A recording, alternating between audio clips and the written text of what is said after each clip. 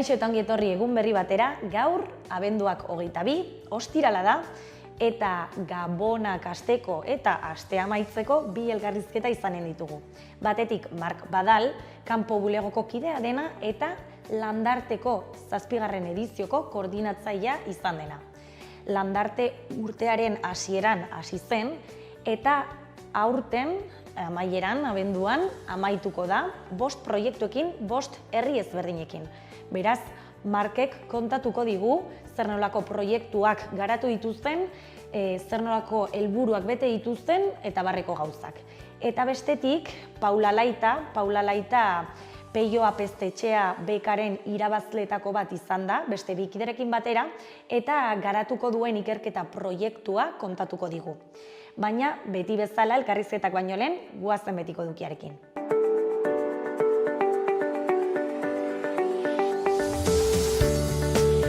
Guazen orain, gaurko efemeridekin. Gaurko egun batean, baina 1933an, Espainiar emakumeek lehen aldiz bozkatu zuten legegintzaldirako hauteskundeetan. Urte batzuk geroago, 1940an, Bigarren Mundu Gerra, Manchesterrek, Ingalaterra, Alemaniaren airezko erasoa pairatu zuen.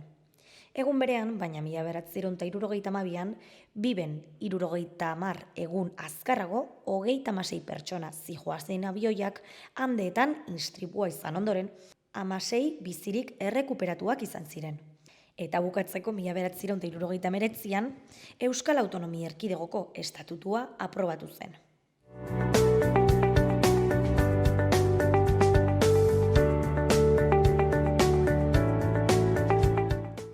Ikusiko dugu aste honetako agenda. Ostiralean, Obe Isilik, Itziar Ituño eta Ramon Agirreren antzezlana Gaiarreko oholtzan ikusteko aukera. Ez zenuen zertan esan, eta batez ere fedetxarreko baten aurrean. Hain zuzen, gaur egun, edo zer esan da ere, eztabaidarako gai bihurtzen baita. Mitxu, klima aldaketa, amatasun subrogatua, eztabaida dantzan dago, baina non eta nola eztabaidatzen den beste kontu bat da. Ez dakigu, hala abiatzen da obra. Arratsaldeko 8etan Gaiarrantzokian sarrerak 8 euroren truke. Larun batean, Leiotikan taldearen kontzertua. Iruñeko punk rock taldeak disko berria aurkeztuko du Totem Aretoan. Etorkizuna ginenean. Aingura izango da kontzertuko talde gonbidatua. Arratsaldeko 7:00 izanen da sarrerak 12 eurotara.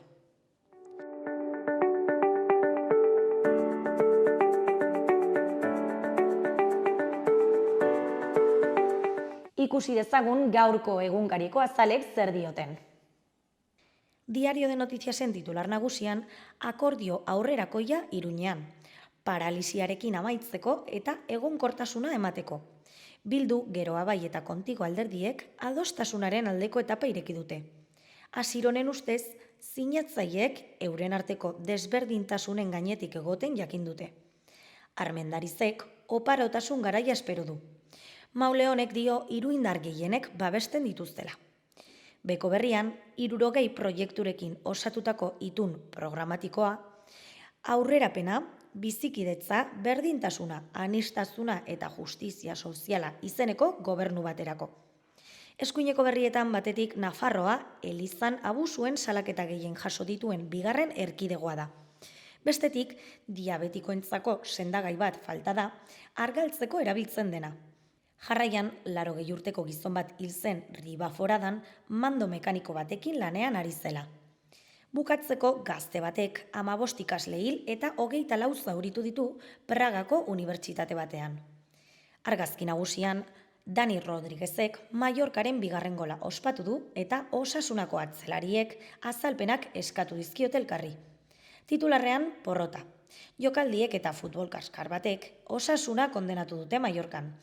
3-2 galduta. Futbolean, Superligak badu Europako auzitegiaren bermea. Legez kanpo ikusten du FIFAk eta UEFAk Madrilek eta Barsak zuzentzen duten proiektuari jarritako betoa. Erremontean, Utergak erremonteko gabonetako txapelketa irabazi du. Txapela berretsi du finalean Otano 21 mendean hartuta.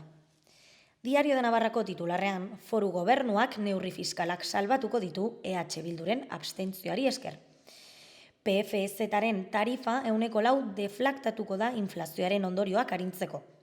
Asironek botere handiena emanen dio Iruñean abaurreari, Bilduren gogorretako bati. 2 urtez gaitasun gabetu zuten 2019ko txupinazoan izandako istiluengatik, eta ez zuen Tomas Caballeroren hilketa zigortu. Argazki txikian, polizia patrulla bat inguruan miatzen. Titularrean, ikasle batek 15 pertsona hil zituen Pragako unibertsitatean.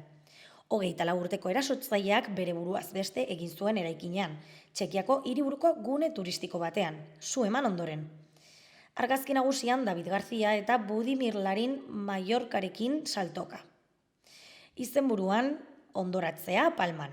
Osasunak bere bertsiorik txarrena eskaini du eta Arrasatek aitortu du taldea dagoela maila honean.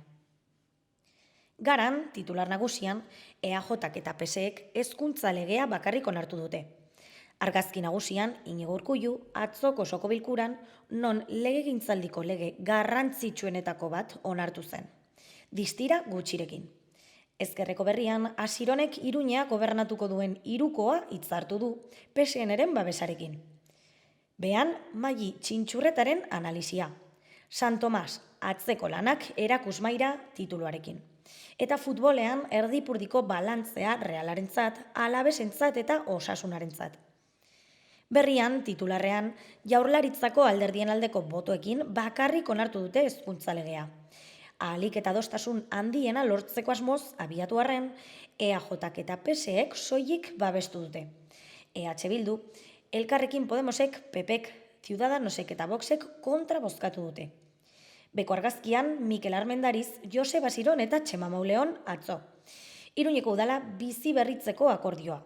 Iruñeko udalerako akordio sinatu dute EH Bilduk gero abaiketa zurekin Nafarroak. Lehentasunezko 60 ekintza jaso eta udaleko saiak banatu dituzte. Eskuineko berrietan batetik, sekretuak sentiarazten zaitu errudun dio Pepe Godoik sexu abusuen biktima izan dena. Bestetik, autogobernua indartzea eskaini dio Sánchezek Aragonesi. Jarraian, presio fiskala arinduko duten zerga aldaketak onartu dituzten Nafarroan. Eta bukatzeko enplegu zerbitzu publikoa eta lanbide eraldatu nahi dituen legea onartu du Eusko Legebiltzarrak. Euskal Herria Irratiko bere nagusian, gero eta jende gehiagok du arazoa jokoarekin eta gero eta gazteagoa da. Nafarroan, Aralar elkarteak jokoarekin arazoak dituztenei laguntza ematen die. Urtean, 100 lagun inguru hartatzen ditu. Ludopatak eta haien senideak hartzen dituzte irtenbideak emateko lanketa batean. 2 urteko programak garatzen dituzte psikologoen bitartez. Saioa Jeregi elkarteko profesionalak dio zaila dela zenbait eremutan jokoaren inguruko kontrola izatea. Tabernetan zerbitzariak daude jokorako makinariaren zainketan. Zaila da haiek jokalarien adina kontrolatzea adibidez, azaldu du. Beste berrian, Itziar Ituño eta Ramon Agirre gaiarren izanen dira gaur. Hobe isilik izeneko euskarazko komedia ekarriko du txalotaldeak ostiralean 8:00. Eztabaidan aritzea maite duen bikote bat da protagonista. Askotariko gaien inguruan arituko dira liskarrean etengabe, baina beti elkarrekin dantzan amaituko dira. Bukatzeko, Osasunak 3-2 galdu zuen atzo Mallorcaren aurka, Palman jokaturiko norgehiagokan. Porrot horren ondotik 12. postuan daude, 19 punturekin eta jeitsieratik 6 puntura segitzen dute.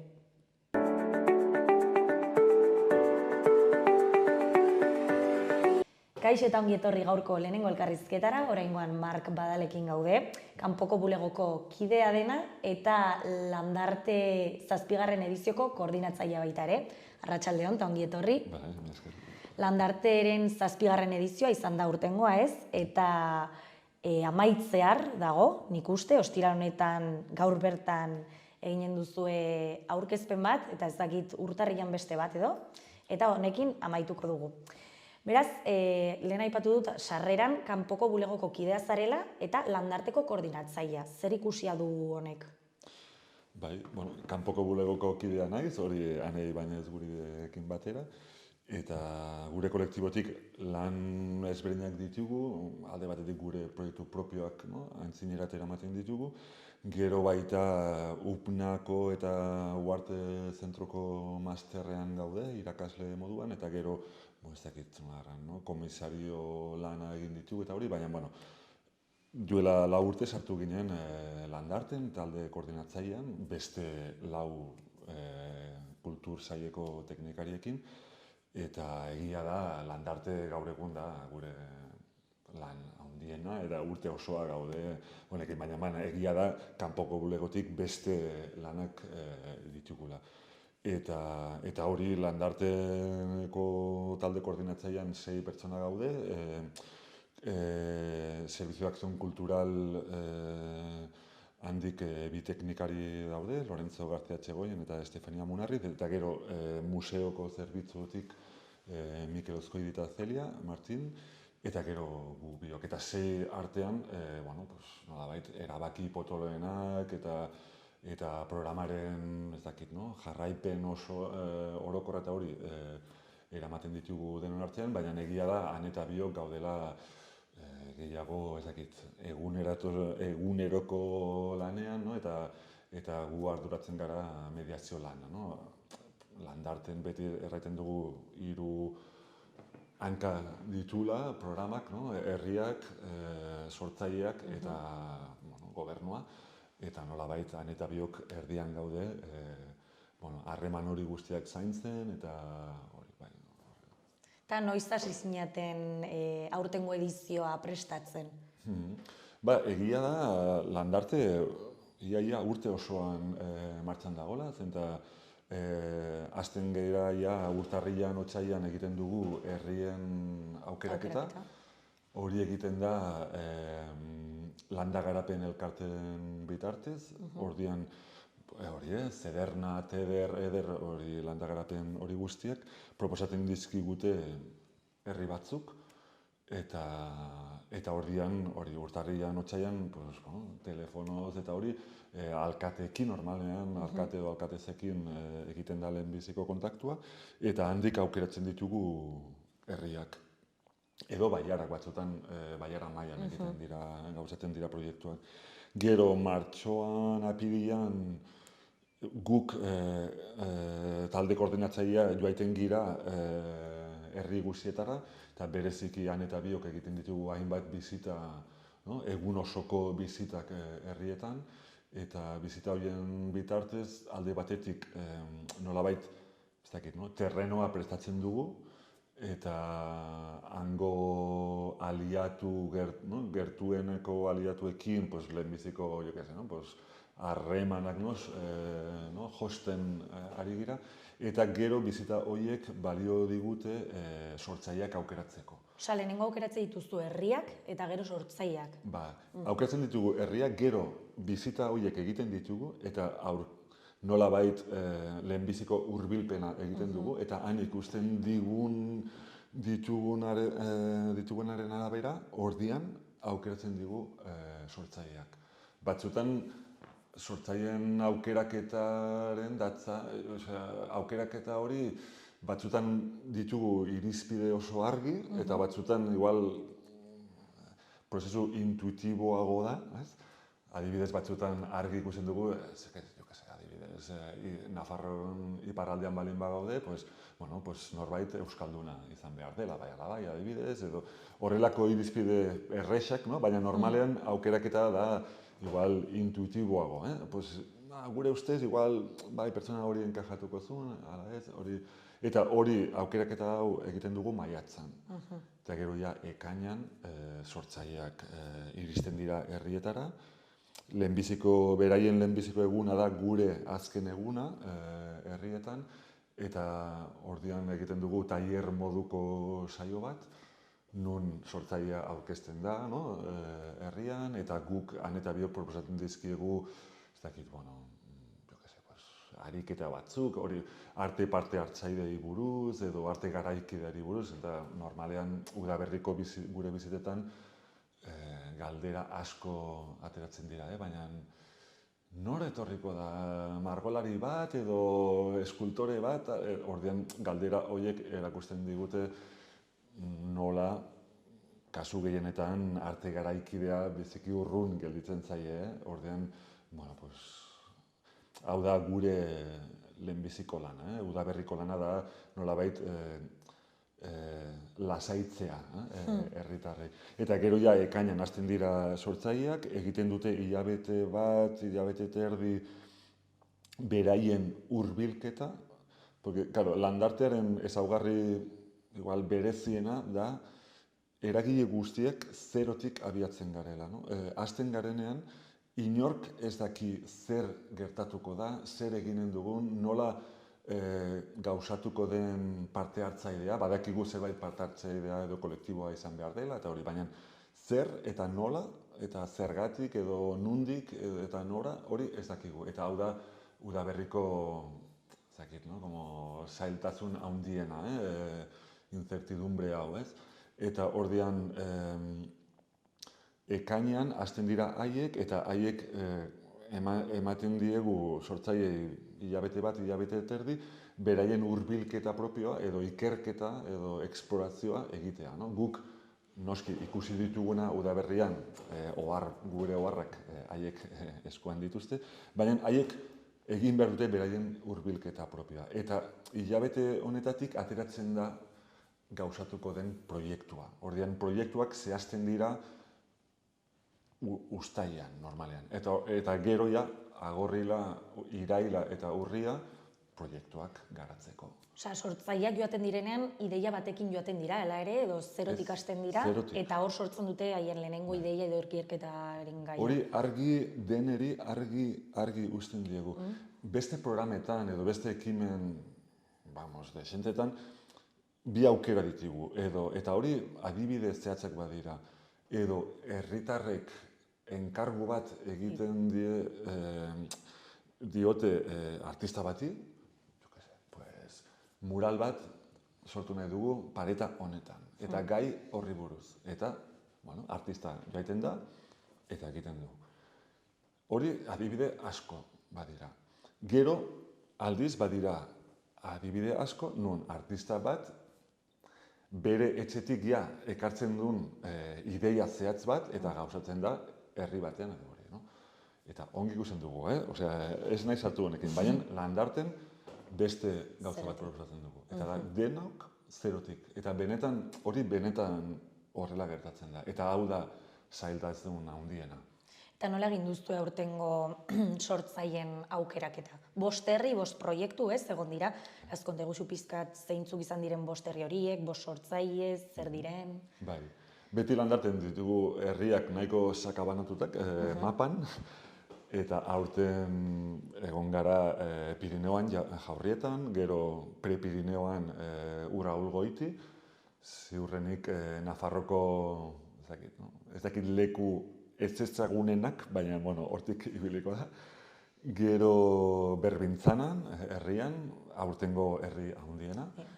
Eta gero Gabarderal Zangotzan ondoan dago, eta da guretzat lehenbiziko aldia pueblo de colonización batean lan egiten duguna. Orduan Gabarderal da herri berri bat, duela 60 urte sortutako herri bat da.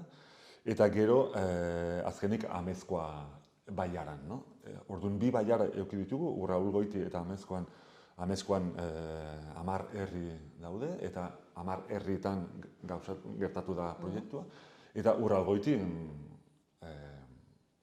15 herri inguruan daude.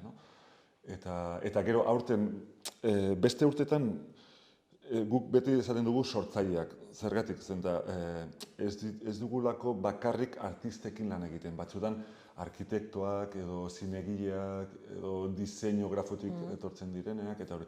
Egia da, aurten denak artistak izan dira. Eta Jaurrietan egon da Oier Zúñiga, artista eta aktorea dena.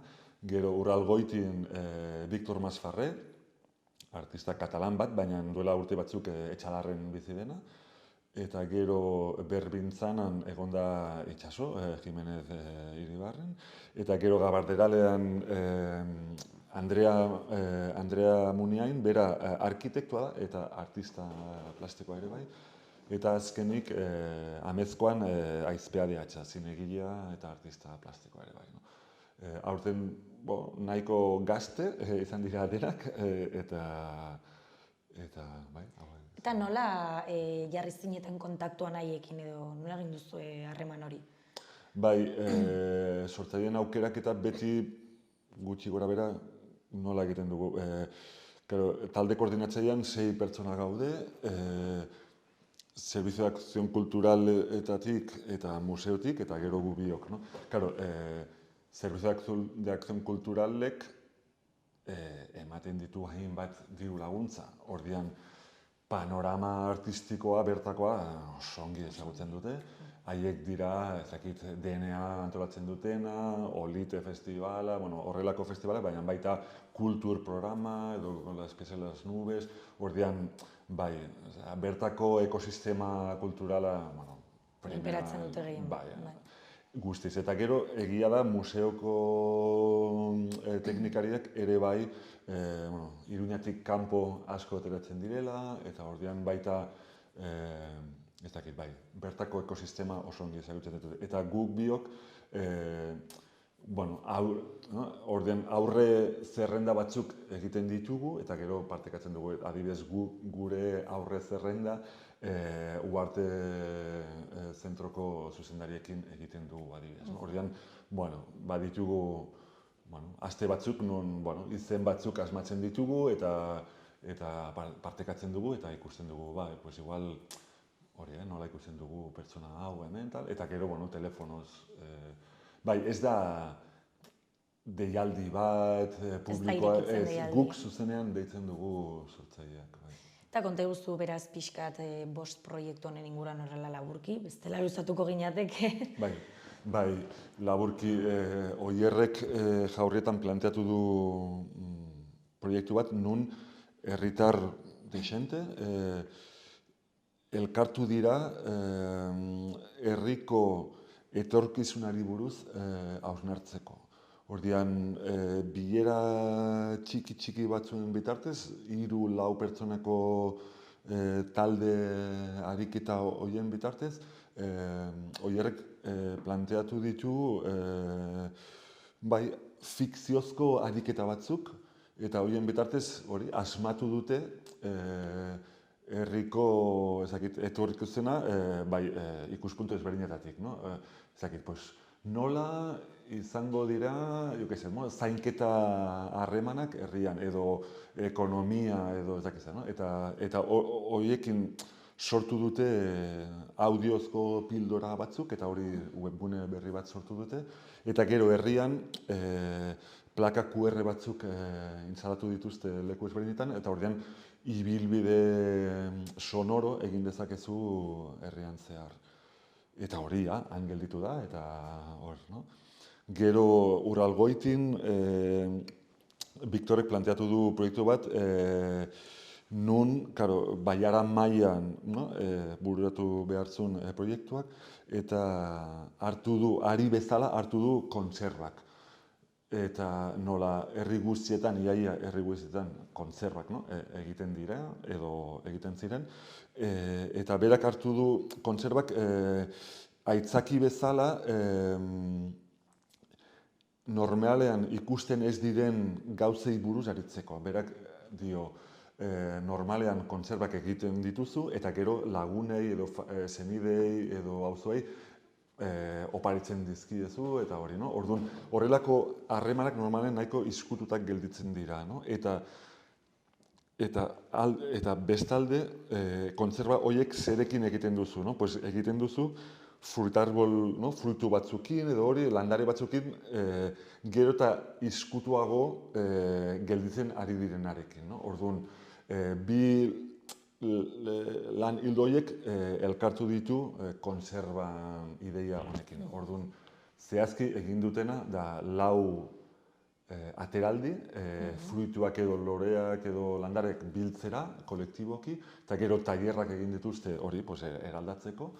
Eta gero Baiarako 2 lekuetan errebiden bide gurutze batean, eta gero nolabait Baiarako gune zentralean, hau da Santa Fe, da monasterio zahar bat, eta orain da Baiarako jatetxe bakarra eta hori, han instalatu dute 2 kontserbateka. Ordean, hau da struktura bat, nun badituzu armario txiki bat, nun badiren kontserbak, doainik hartzeko, eta zerbait usteko. No? Ordean da, hori, liburuaren trukekotako gune bezala, baina kontserbekin, kontserbateka.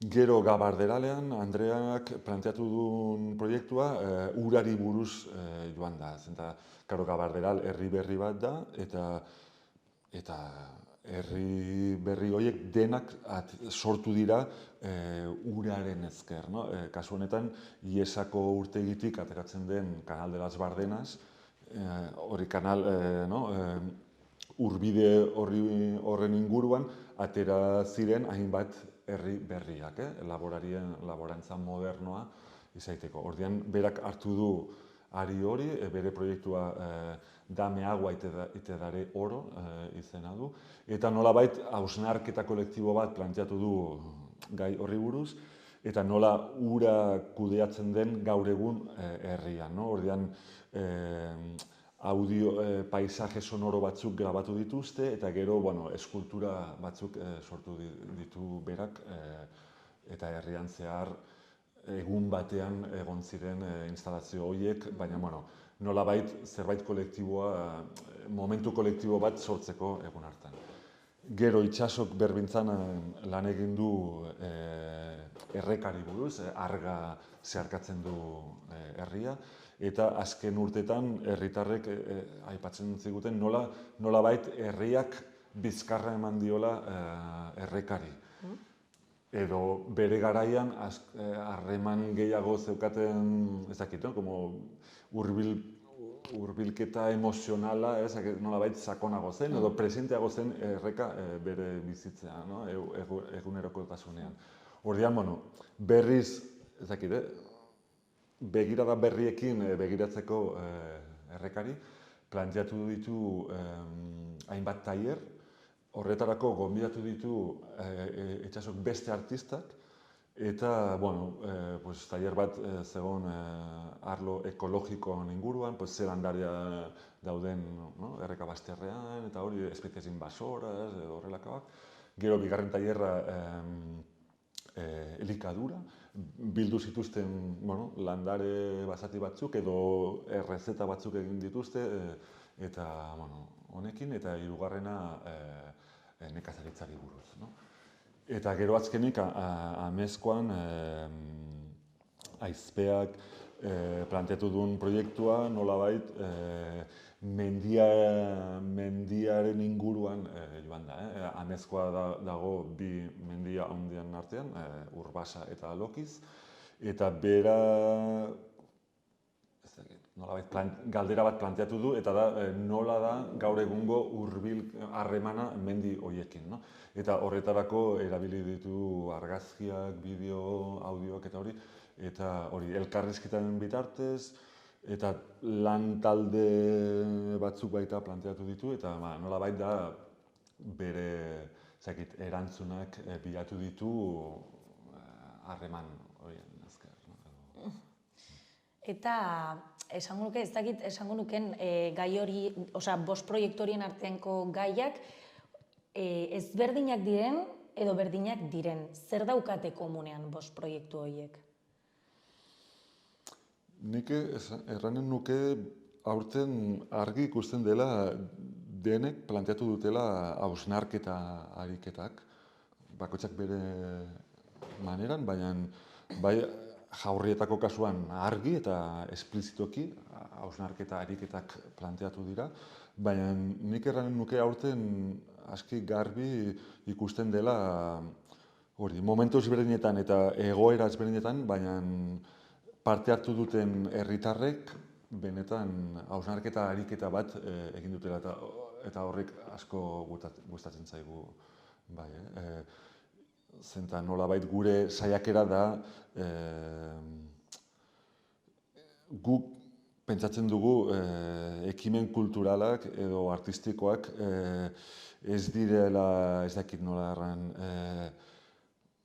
herriak politago izaiteko edo apainduak bezala eta hori guretzat kultura, ez dakit, tresna kritiko bat izan behar da, eta izan leike, eta eta batzutan herri txikietan arte garaikidea edo kultura iristen denean bakarrik nolabait proposatzen diren ekimenak dira, ez dakit, festa egiteko edo udako asteburu bat gozatzeko, eta ez dakit, beti arlo hedonikoan edo festibo eta hori, no? Eta ez da gaizki, baina beti ez daukagu sentsazioa proposamen kritikoagoak edo hori, pixkat mina egiten dizutela eta hori beti hirietan gelditzen direla eta ez direla iristen herrietara, eta aurten nik erranen nuke, ia herri guztietan gertatu dela hau, herritar batzuk kanpoko sortzaile batekin eserita edo ibiltzen, baina errealitateari buruz hori pentsatzen eta beste bideak asmatzen eta hori, no? Eta hori, bueno, ongi izan da. Eta aurreko urtei begira, zer esango zenuke hobetu dela aurtengo edizioan? Edo zergatik izan da berezi aurtengo edizioa? Edo aurtengo proiektuak? Beti gertatzen dira gauzak, gure mediazio lana benetan intensoa da, intensoa, bai. Beti udaberrian zalantza asko dira eta ezakit, no? Urduritasun puntu importantea, aurten adibidez Urraulgoiti dira 15 herri, biztanle gutxi eta hori erronka bat zen, ez genekien nola gertatuko zen, eta baina bertakoek ere ez zekiten, eta batzutan pentsatzen duzun lasaiago izanen den egoitza azkenean zailena da, edo hori, batzutan herrien aldetik datozen arazoak edo zailtasunak batzutan artisten aldetik, eta igual ez nahi sartuko gauza zehatz gehiegi, hori aipatzeko, baina beti bada, bai, espero ez duzun zerbait gertatzen da. Bai, egia da, gero eta gehiago, ez dakit, no? Gure mekanismo afinatuago ditugu, eta badakigu nolabait galdera batzuei erantzutea, eta hori. Baina, bai, beti adi egon behar gara.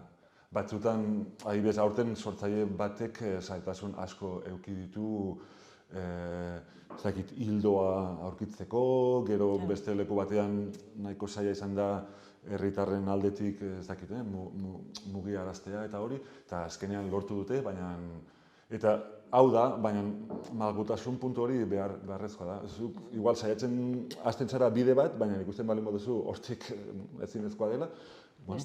Eta hori aurten gertatu da bederen 2 aldiz, 2 herrietan. Hainbat aldiz aipatu duzu Landartek duen berezitasuna, ez? Beste programekin edo gauzekin alderatuta, zergatik da hain berezi Landarte? Hasteko, Espainia maiko gobernu autonomiko batetik bultzatutako horrelako proiektuak bakarra da. Osea, ez da beste adibideik. Landarte guk proposatzen dugun, ez dakit nola metodologia edo proposamen horrelakoak bai badira. Baina normalean horrelako prozesu parte hartzaileak nun arte edo sormena ulertzen da, ez dakit, hausnarketa ariketa bezala, edo horrelakoak badira akimenak, baina normalean edo kolektibo batek bultzatzen du, edo artista batek aurrera ematen du, edo sormen gune txiki batek proposatzen du, hori bai badira adibide asko, baina gobernu autonomiko batetik bultzatutakoa bakarra da. Eta hori azpimarratzekoa da, egia da, beraien gure kideentzat ez da oso erraixa hori, gobernu batetik bultzatzea, eta haiek udaberrian daude gu bezala, denok bezala, ez dakigu zer gertatuko eta hori, administrazio publiko batentzat ez da gauza gutxi, eta hori, eta noski horrela denez baliabide importanteak dira, eta hori baita da beste bereztasun bat. Normalean horrelako prozesuak beti txikiago dira, edo, bai, baliabideen aldetik oso ongi dago Landarte, biztan da. Bai, nik esango nuke hori, porque azkenik egiten duguna, ez da, hain, egia da nahiko minoritarioa, baina Europa mailan joaiten balin bakera, badira beste adibideak. Baina egia da, hala ere, hori, aipatu dudana. Normalean, herri txikietara iristen den hori, proposamen kulturalak dira hori, festak egiteko edo kontzertu bat. Hau da, oso beti aipatzen duguna. Landarte ez dakit kultur edo hori, beste programak non Iruñatik ez dakit, zerbait eramaten da, kontzertu bat edo antzerki bat, eta herritarrak handira, publiko bezala edo, igual aulkiak jartzen, eta jazta, antolaketa logistikoa eta hori. Landarte ez da horrela, ez da difusion kultural, ez da zerbait eramaten dena, baizik eta handik nolabait ateratzen dena. Edo hori, guk mahai gainean esartzen dugu baliabide batzuk eta baliabide ez bakarrik ekonomikoak, baizik eta gure esperientzia eta hori, eta gure kontaktuak, sortzaileak eta hori, orduan, egoera bat planteatzen da. Eta gero ikusiko dugu zer gertatzen da. Eta hau da. Baina normalean ongi ateratzen da, ez? Bai. Osa, espektatibak gainditzen dira. Bai. Guk erraiten dugu beti ongi ateratzen dela. Gero, badakigu, espektatibak guztiak ez direla betetzen. Baina gure ustez ezin dugula erran aurten herri honetan gaizki joan da. Zer, ulertzen dugu, batzuek igual hori pentsatuko dute, baina beti zerbait ikasten, eta hori azpimarratzen diegu herritarrei, ez dakigu zer gertatuko da, eta horrek arrisku puntu bat dauka. Eta argi erraiten dizuegu, ez dakigu, baina behar bada, gustatuko zaizuen zerbait gertatuko da. Eta horretarako hemen zaudete aktiboki parte hartzeko, eta zerbait ez bada zuen gustokoa erran behar diguzue. Gero, ez dizutela beti erraiten, baina eta ordian aurten behar bada batzuek pentsatuko dute herri honetan ez da funtzionatu. Baina guretako bai ikasketa asko egin ditugu eta gertatu dira gauzak. Eta zerbait mugitu izan da. Ordian, guretzat horrek balio digu.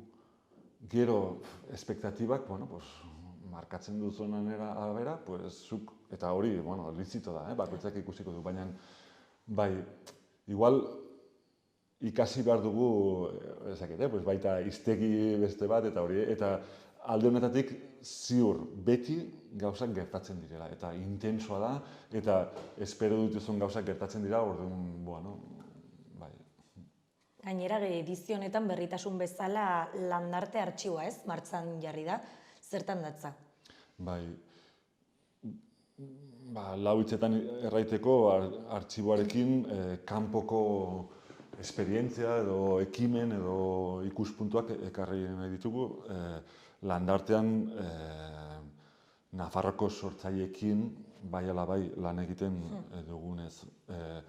Pentsatzen dugu, igual artxiboak aukera hori emango digun, gustatzen zaizkigun eragileak nolabait ekararazteko honea.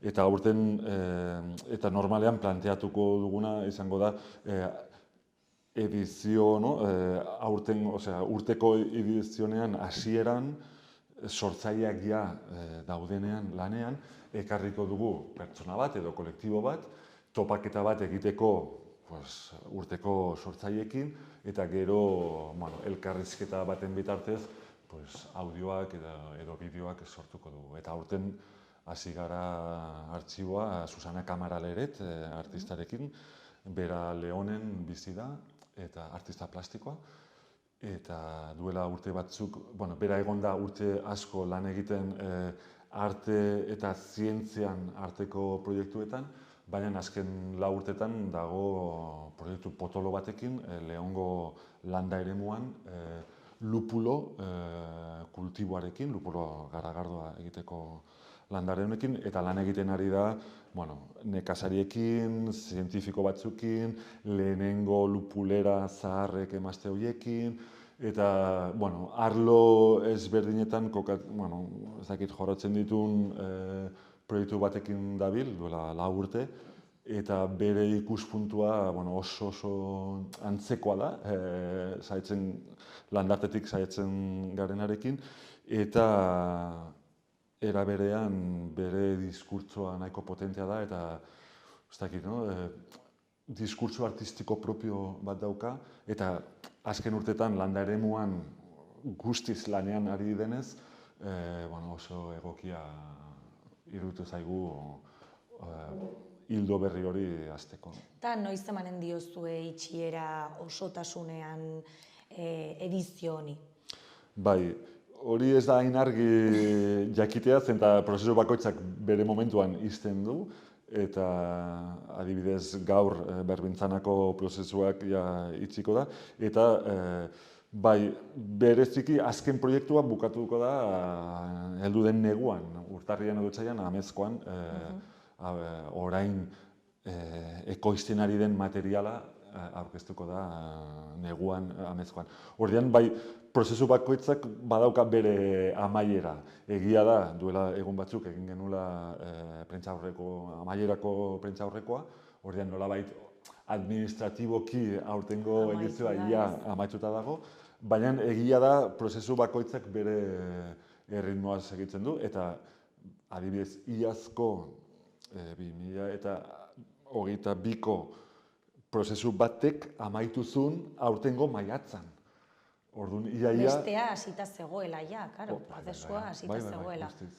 Eta ja zaudete prest urrengo urteari begira, urrengo ediziorako. Bai, hori iaia etengabeko lana da, eta horrela izan behar da. Guk oraindik ari gara ari batzuk izten, aurtengo ari batzuk izten, baina ja berehala hasiko garela, urtarrian hasiko gara herrian kontroletan. Eta horrela labur bilduz, nola baloratzen duzu aurtengo edizioa? Bai, aurtengo edizioan argi ikusi dugu, udaberrian argi ikusi genuen talde bezala gure proposamena, erran nahi dut, herrietara iristen girelaik, zerbait aski zehatza, nolabait borobildua esku artean daukagu. Aurkezteko, lehenbiziko bileretan hori, betiko edo normalean ateratzen diren galderei erantzunak nolabait prest ditugu. Hori ziurtasun puntu hori daukagu, hori argi eta garbi. Taldeak dauka 4 urte, 6 pertsona horiek elgarrekin gaudela lanean, eta hori nabaritzen da. Eta era berean, berriz ikusi dugu, espero ez dituzun gauzak beti aterako direla. Eta honekin, moldatu behar dira, eta naiz eta zuk ziurtasun puntu gehiago daukazun edo pentsatzen duzun dena kontrolatuta daukazula eta hori, ez. Eta hau da landarte eta horretarako hain interesgarria. Eta horrek mantentzen du pixkat la txispa behar den gauza, ez? Arreta mantendu behar zara, eta hori. Eta igual guk han eta biok ikasi duguna eta aurten berezik egin duguna da, sortzaileekin gero eta hurbilago gaude. Beraiekin, urte guziz gure harremana, ez dakit nola, handiago izan da edo gertuen adibidez aurten, ia nik erranen nuke aste guztiz egin dugu bilera bat onlineko bilerak bakoitzekin. Beraien prozesuak benetan hurbiletik jarraitzeko. Eta ordean hau da hori mekanismo bat eta urte guztiz reajuste txiki bat egiten diogu mekanismoari. Oso ongi, lehenik eta behin zorionak egiten duzuen lanagatik, espero ezagun urrengo urtea geroz eta hobeagoa izatea, eta eskerrik asko gurekin egoteagatik. Zuei. Mila esker.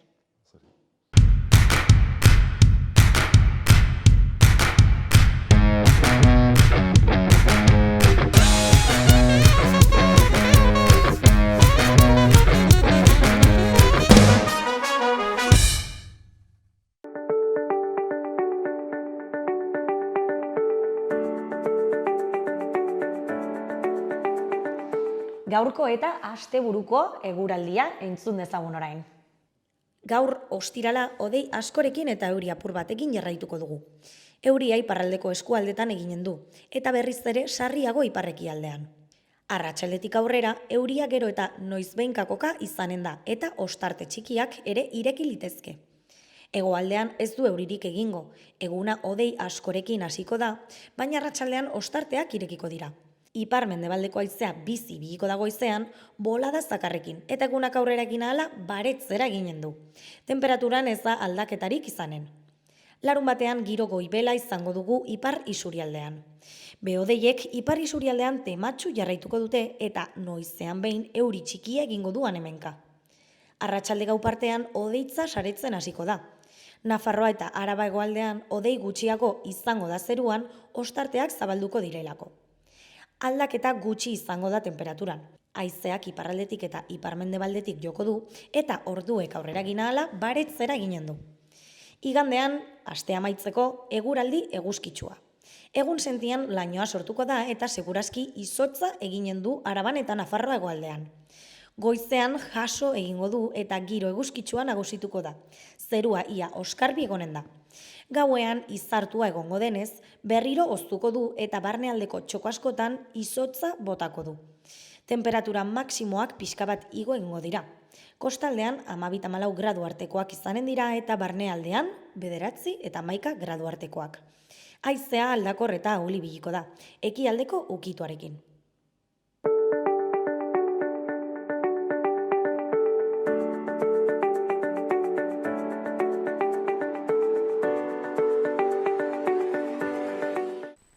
Kaixo eta ongi etorri gaurko bigarren elkarrizketara, oraingoan Paula Laitarekin gaude.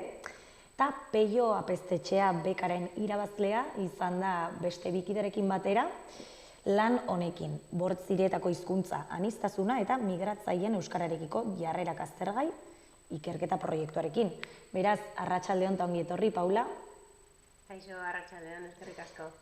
Zuen proiektuarekin abiatu baino lehen, nola funtzionatzen du beka honek? Iaz, ekainan, uste dut, lehenengo deialdia ireki zuten eta utxik geratu zen, eta orain azaroan bigarren deialdia ireki zuten.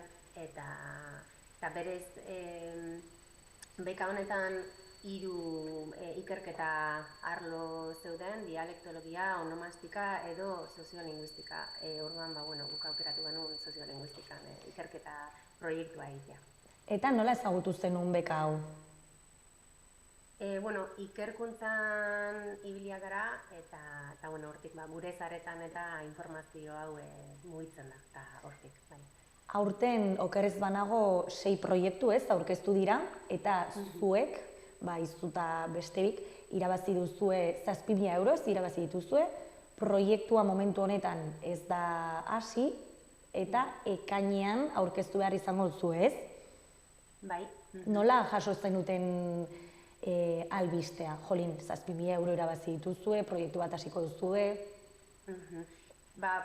Pozik.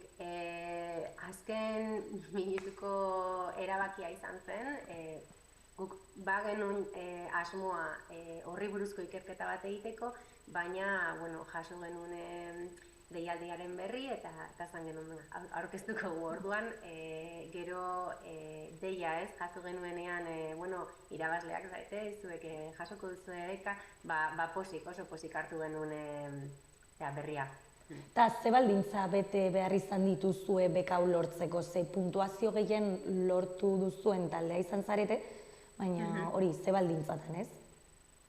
Bai, aurkeztu behar da proiektu bat, ikerketa proiektua. Eta hor, proiektuaren egokitasuna, deialdiaren ikerketa, arloekiko, aztertzen da, proiektuaren argitasuna, kalitatea eta metodologia, bortzirietako errealitatearekiko hurbiltasuna, edo bortzirietan aplikatzeko bidegarria izatea, eta gero lantaldearen parte hartzaileen ibilbidea edo arlo horretan eskarmentua, hori ere Eta nola sortu zen zuen hiruren arteko harremana eta esatea, venga, animatuko gara eta hiruren artean eginen dugu proiektu hau?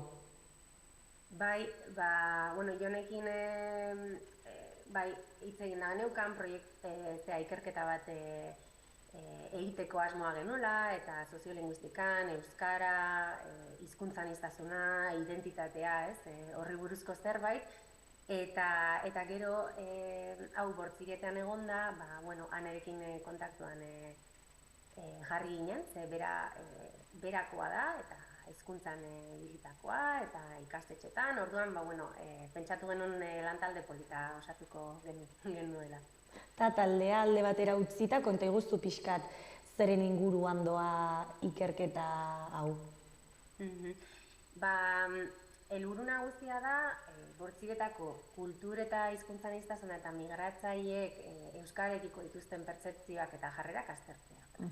Eta horre eskualdeko dinamika soziolinguistikoan duten eragina ulertzeko, eta hizkuntzarekin duten harremana eta hobetzeko, euskararekiko harremana. Ez dakit momentu honetan hiruren artean bakoitzak izanen dituen funtzioak edo lekua, izanen duen lekua finkatu duzuen momentu honetan edo nola dagoen proiektua? Bai, bueno, oain hasi gara, abenduan ibili gara ikerketaren marko orokorra diseinatzen, metodologia eta ikerketaren lanak ere zehazten, eta orduan, bueno, ikusiko dugu urtarrilan hasiko gara eta hor banatuko ditugu lanak. Berez, Jon, arlo akademikoan ibili da, eta nik gehiago arlo aplikatuan, ikerketan ere bai, baina aplikatuan, eta gero Ane, bueno, beratarra da, eta hango egoera oso ongi ezagutzen du. Orduan, bueno, horrekin lotuta, ea nola antolatzen ditugun lanak. Eta ikerketa garatzeko ze metodologia erabiliko dituzue? Egingo dugu, azterketa bibliografiko bat, hori ikerketa bat egitean beti kontuan hartu behar da, orduan azterketa bibliografikoa, eta gero inkestak pasatuko ditugu, horre lagina zehaztuko dugu, eta gero inkestak pasatuko ditugu, eta eztabaida talde batzuk ere antolatuko ditugu. Bortzirietan, berez 5 herrialdetan egingo dugu datu bilketa. Eta nola aurre ikusten duzu proiektu hau erronka handia, suposatuko du, gogotsu? Bai, oso gogotsu gaude, bai. Uste dugu, gure ikerketa proiektua xumea da, izango da argazki bat, egoeraren argazki txiki bat, baina uste dugu garrantzitsua dela, azkenean gaur egungo hizkuntza aniztasunean, eta euskararekiko jarrerak, hori dena euskararekiko biziberritzeko prozesuan eta euskararen erabila mantentzeko, eta horretan oso garrantzitsua dela, uste dugu. Orduan, gogotsu eta erronkak egongo dira, seguro. Seguro, ez? Erronkak daude, baina erronkak ere gustatzen zaizkigu. Hori galdetu behar nizun, zergatik uste duzun proiektu hau beharrezkoa dela? Bai, azkenean gaur egungo egoeran, egoera soziolinguistikoan, oso garrantzitsua da migrazioa, eta komunitate linguistiko batean, komunitate linguistiko osatzen dituzte, edo osatzen duten elementu guztiek rol garrantzitsu bat dute, hango egoera soziolinguistikoan. Orduan, oso garrantzitsua da hori dena aztertzea, batez ere euskara bizi berritzeko, prozesu arrakastatsua izateko, edo mantentzeko, eremua zein den. Bai. Eta esango zenuke gai honen inguruko ikerketak falta direla, edo ez dakit momentu honetan zuena bakarra den, gehiago dauden? Euskal Herrian proiektu ezberdinak daude, ez? Immigrazioa eta hizkuntza aniztasuna eta aztertzen dutena, baina Bortzirietan badago ikerketa gehiago egiteko beharra, eta horregatik Euskara Mankomunitateak eta Euskaltzaindiak sortu dute beka hau, ez? Horretan ikertzen jarraitzeko.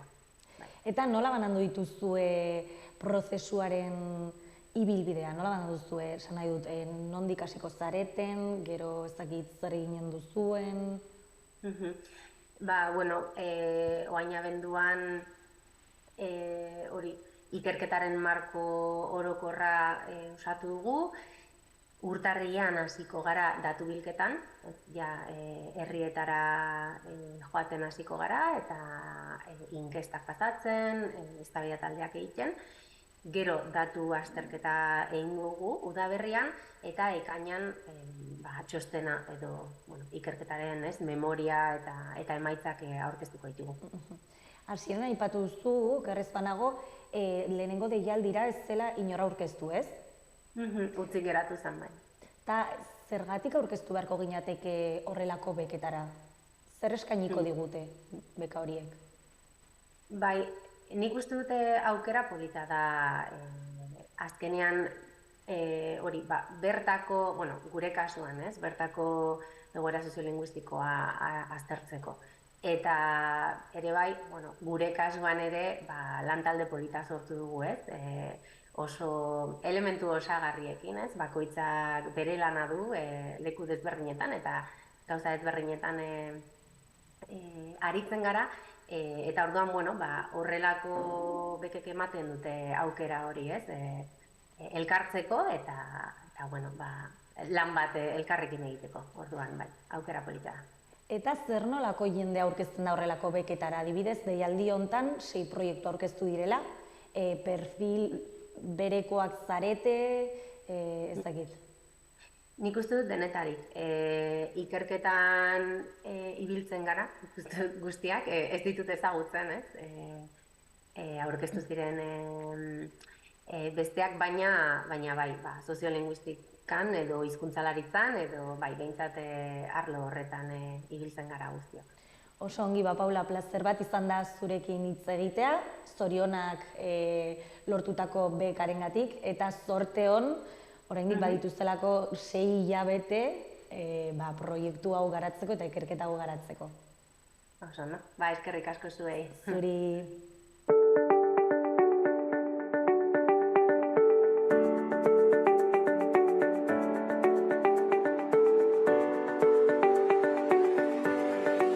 Mila esker beste egun batez hemen gurekin egoteagatik, eta beti bezala hurrengo astean elkarrizketa berriekin eta eduki berriekin hemen egonen gara. Gobierno de Navarra. Nafarroako gobernua.